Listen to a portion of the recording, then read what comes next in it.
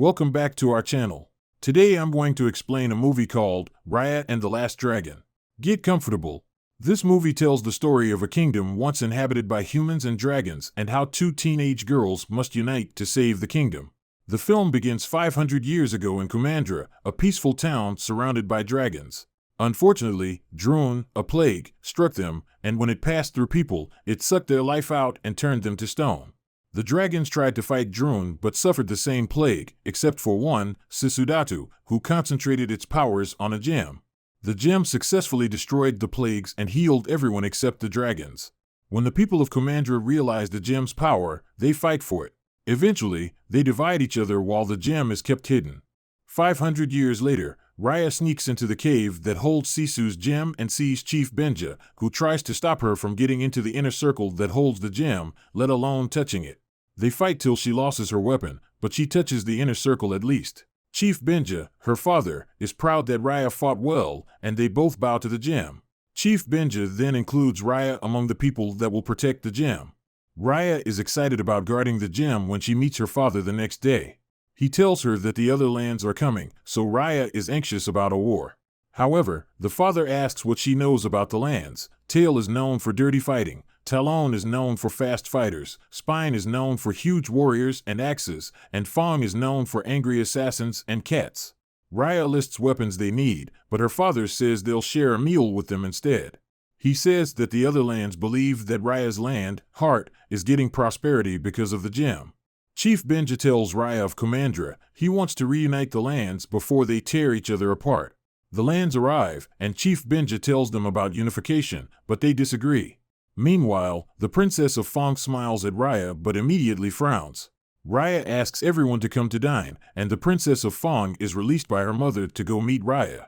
She introduces herself as Namari, and they begin to talk about dragons.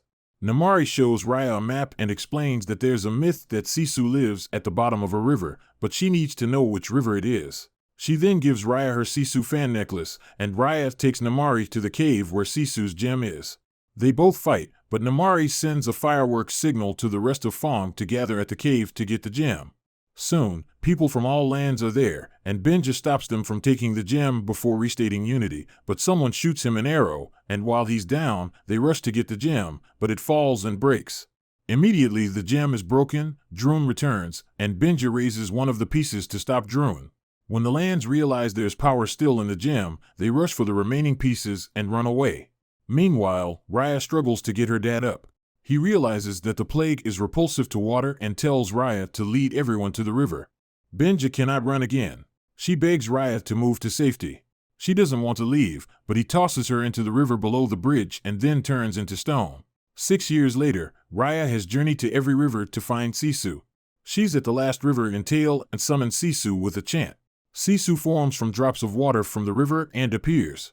When Raya sees Sisu, she bows, and Sisu is happy that if Raya wasn't stone, it means her power saved the people, but Raya confesses that the gem is broken. Sisu is frustrated that the gem is broken and none of her siblings are back. Raya tells her that there's a chunk of the gem left, and when Sisu touches it, her entire body glows. The glowing body is Sisu's sister, Amba's unique, and Raya believes there's still magic in the stone. They both agree that if they can reassemble the pieces, they can destroy the Droon and save the world. Fong warriors arrive at the river in Tail, searching for the dragon and Raya. However, they both escape while the warriors are at the river. Raya and Sisu ride to the place where Tail kept their gem. They cross some booby traps and a ridge before getting to the stone. When Sisu touches the stone, she shapeshifts into a human being. She says it's her sister, Praini's power. They are excited about their progress when Namari and her warriors arrive. Raya returns the map she stole from Namari, and they escape the cave, but the warriors chase them on their cats. Raya then jumps into the river because she knows that cats hate water. On the river, they enter a boat and are met by a young boy, Baun, who runs a restaurant on the water. From a distance, Raya sees the Fong warriors approach, and she pays Baun to get them to Talon, but the boat is slow. So, Sisu jumps into the water and shapeshifts back into a dragon. She pushes the boat fast because she's a good swimmer. When they arrive in the middle of the river, Sisu is enjoying her swims. Still, Raya begs her to stay human to avoid attention from humans. Sisu rejoins the boat as a human, and Bound serves them some porridge. Raya is skeptical that Bound poisoned them, but Sisu eats and convinces her that he didn't. They arrive at Talon, and Raya goes to Chief Dang Hai's abode to get the gem and tells Sisu and Bound to stay on the boat. Raya is headed to the palace when she sees a cute baby crying on the corner of the street. She goes to meet the baby. As she tries to pet the baby, 3 Ojas climb on Tuk Tuk and get the gem pieces from him. The baby runs with the Ojas, and Raya and Tuk Tuk chase them. When they catch them, Raya offers them a job to distract the guards while she goes in to meet Dang Hai. When she enters the palace, she sees that Dang Hai has turned to stone, and one of the palace workers says the gem is with the most clever chief. Meanwhile, Sisu leaves the boat to buy gifts for Dang Hai but doesn't have money. Bound tells her she can buy on credit, and she picks many things from the market, promising to pay them back. When she's leaving, the sellers stop her and ask for their money, but an elderly lady comes to her rescue.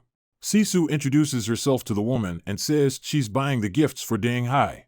The lady leads Sisu to the outskirts of the town, claiming that Dang Hai lives there. When Sisu enters the place, it is filled with people who turn to stones. Suddenly Brem comes out but retreats at the sight of Sisu. The lady asks Sisu for the other gems and threatens to lock her outside when Raya collects the lady's gem and saves Sisu. They return to the boat and head to Spine. In Fawn, Namari convinces her mother that they need to get the pieces from Raya before it's too late, and her mom agrees. The boat arrives at Spine, and Sisu hurries to get the people to trust her, despite all Raya's warnings. They both get caught and hung on a rope.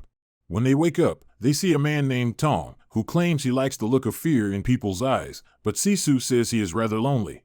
He denies it, but the Anjus, Tuk Tuk, and Bound come to rescue them. While they are in, Fawn warriors arrive, and they ask the people of Spine to release Raya. Raya realizes that the people of Spine have been stoned, and Tong is the only survivor. She asks Tong to help her friends while she stalls Namari.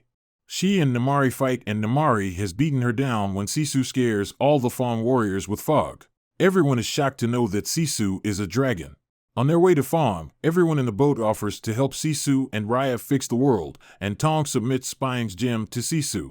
It unlocks her brother, Pengu's magic, to control water, and she plays around with it.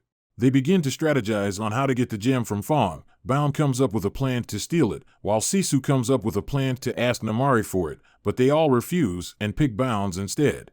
They believe they can't trust Namari because Raya trusted her, but she betrayed Raya. Sisu then takes Raya to heart and shows her the stones of her siblings, Preni, Pengu, Amba, and Juggin. She tells her that when the plague had hit everyone except the dragons, her siblings put all their powers into a gem and gave her. When they lost their powers, the plague turned them into stone, and she used the stone to save the world because her siblings trusted her. Sisu convinces Raya, and Raya decides to go with Sisu's plan. Raya sends a note with the necklace to Namari, and they meet. Namari drops the gem, and when Raya wants to fit the gems together, Namari brings out an arrow and asks Raya to surrender the gems and Sisu. Raya wants to fight her, but Sisu wants to use her words to convince Namari to stand down.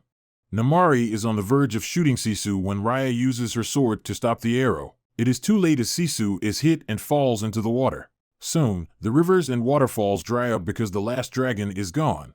Raya goes into Fawn Palace and begins to fight Namari with anger. Meanwhile, Drun has started spreading across Fawn, so Bound, the baby, the Anjus, Tuk Tuk, and Tong get everyone to safety. Raya fights Namari till she loses her swords. Still, Namari says that they wouldn't have been in the situation if Raya had trusted Sisu. Raya realizes it is true and goes to help the rest gather the people to safety, but the light from the gem is fading. When they all send the people to the almost dried river, the ground opens up, and they all fall. The gem is losing light and can barely keep the Drun away. Raya is thinking of a solution when she remembers Sisu's story. If her siblings didn't trust her, the gem wouldn't exist in the first place, so Raya tells everyone that if they can assemble the pieces together, they will be safe. They all don't trust Namari to release her gem piece, so instead, Raya gives Namari her piece and turns to stone. The rest of them do the same, and Namari has all the pieces. She looks around and sees an escape route.